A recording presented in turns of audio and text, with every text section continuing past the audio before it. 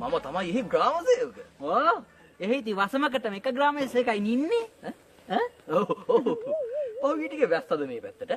වැස්සනම් ඉතින් පේන්නේ නැතුව අය. පේන්නේ නැතුව ගස්කොළුත් එක කනටු ගහලා තියෙනවා. මේ නිසංසලා දැරිවි දවසකට දෙකකට ගෙදර ඇවිල්ලා යන්න ආවුල් නේද? දවසකට දෙකකට නෙමෙයි ඒකි තීන්දුවටම ගෙදර ආවේ. දැන් මෙහෙමයි වහෙන් වරෝ නැතුව අපි කෙලින්ම කතාවට වහිමු චමින්ද බැසසස ලොකුුන්නේ නිසංසලා නංගිසා ඔබ දෙපළටයි මා මෙයා කරෙන් කරුණු සඳහන් කරන්නේ සුධර්මත් එක්ක අපේ සුමිත් අනියම් සම්බන්ධයක් තියෙනවා කියලා කටකතාවක් පැතිරලා තියෙනවා සහ සුධර්මගේ තුන්වෙනි ළමයාට අපේ සුමිත්ගේ මුහුණුවර තියෙනවා කියලා කටකතාවක් යනවා නංගී